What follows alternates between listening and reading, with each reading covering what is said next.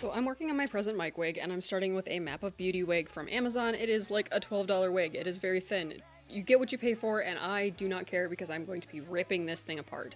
I'm gonna start by crimping it. Make sure that you've got it set to the proper temperature, and do a little test strip so you know you're not gonna melt the wig fibers to your crimper. I'm gonna start by sectioning this out. What you're gonna need is gonna be some zip ties and these little alligator clips, which you can get at the Dollar Tree or on Amazon. I don't know, I got mine at Dollar Tree. As I'm going, once I have it clipped and crimped and stuff, I'm going to zip tie it together and then cut it. So I'll end up with like a ton of little bundles of wig hair like these, and a wig netting that looks kind of like this. I added a layer of clear gel tacky glue, which is this. You can get this at most craft stores, and then I smeared it with like a little silicone spatula thing. Then I got my reference image and I kind of drew out where exactly I needed to have wire for structure, and then I'll be using 18 gauge wire to build the actual shape, and then coating that with felt and adding wefts. Come back for part 2. Luna has decided to join me for part 2. The leg base was prepped. I cut my 3 lengths of 18 gauge wire using my bundles of hair as a reference, and then I used Worbla to create some nice little kind of tabs at the bottom so that it has enough surface area to attach to the wig head itself, or the wig base, and not fall off at the slightest amount of movement. I used Poor Man's Worbla, which is just a generic thermoplastic, and then my heat gun, and then I'm using hot glue to secure them. PSA, don't start with the bottom one like I did, because it's a pain in the butt to try and get it in position. Now the pieces of wire are attached, we have our mountain shape. We're going to trim the top parts now and then move on. I ended up using a bit of duct tape to add some structure to the tip, but we have our wig mountain shape, and I am very pleased with how this is turning out so far. Next, we're going to use some hot glue, secure some wig batting to the base, and move on from there. And the quilt batting is going to add a little bit of extra security to the pieces that we glued on, so I'm going to go ahead and do that, and I will see you guys in part 3. This is part 3, and I'm going to go ahead and use my heat gun to shrink the quilt batting on the top here, and then add more quilt batting to the places where I think it's needed. Okay, so we added quilt batting to the back and the front, and now I am using just craft store felt. And I'm going to go ahead and create a basic shape. I've never done it this way before, but we're going to go ahead and try it. I think it'll be fine. But it's going to add a little bit of extra color and some extra structure to the wig so that I don't have to try and fight with it to fight so much. So I've got the top done. It was just hot glued down. I'm going to go ahead and do the sides and everything. This is literally just layering the felt and gluing it in place. There's not really any technique or anything that I'm doing, it's just gluing it on. Now we have the base shape done. My friends have dubbed this the upsetting banana dunce cap, which I think is very fitting. And now we're going to be taking some of our bundles of hair and making wefts, and to do that I'm going to be using UHU glue, clear gel tacky glue, and whatever this one is, and just seeing which one works the best. Come back for the next part.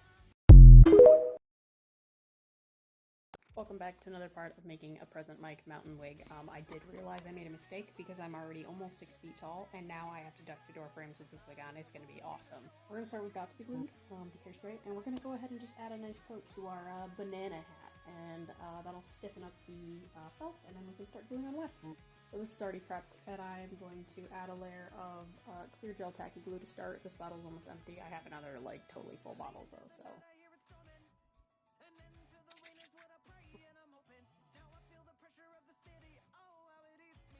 So next I'm going to start by placing the weft, pinning it in place. I added a scrunchie because the hair kept trying to like droop down as I was trying to spray it, but I didn't want that happening because it messes up the flow of the hair. So we'll add the hair and then scrunchie it into place.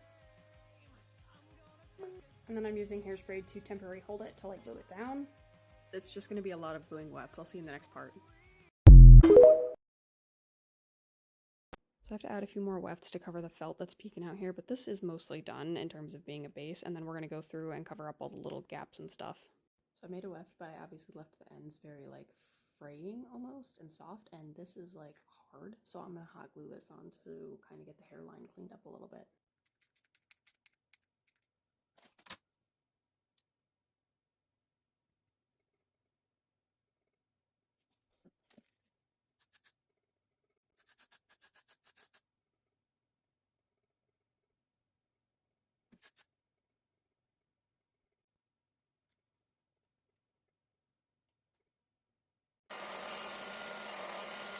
You know, I'd kind of like to imagine that this is exactly how Present Mike goes and gets his haircut, just because I think it's really funny.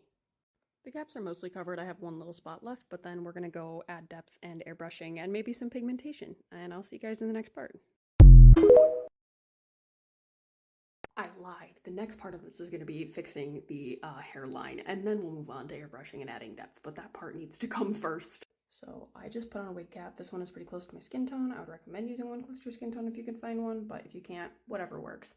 And I have an air-soluble marker that I'm going to be marking out some of these things, and I'm going to do that real quick and then show you. So I marked out the center of my forehead, and then as well as where my ears are going to be and how far back this needs to go to make sure that I don't have a super micro bang hairline. And then I cut the top of it off just because I didn't want it to be like another hat under a helmet wig.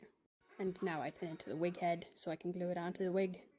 And then I hot glued it on there, and I took it off so that I could hot glue it the rest of the way.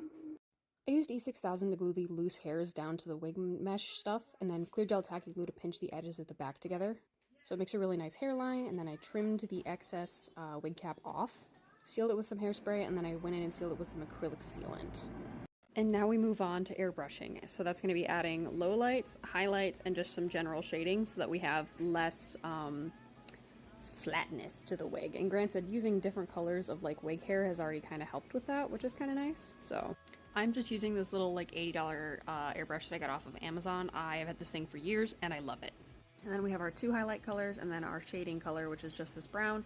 Don't use black to shade unless that's the look you're going for, because it is going to be so much darker than you think it's going to be. I also went ahead and trimmed up any loose little fibers and stuff that were on the wig, set it with a little quick layer of hairspray, and then I'm going to start painting.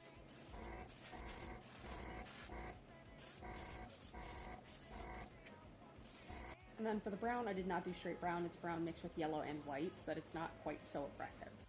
Once everything was painted, I sealed it up with a satin Mod Podge. I also went ahead and cleaned up stray hairs.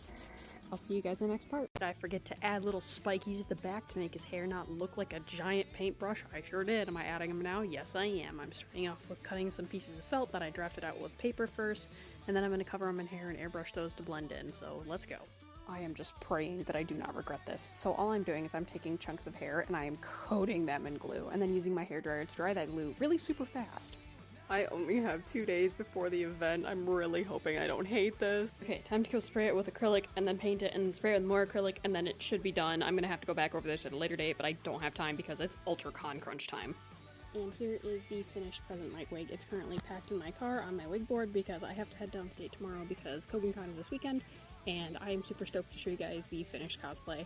And thank you so much for watching this series. I had a lot of fun doing this. I've never made a wig like this before, and I'm super stoked to show you guys the finished result.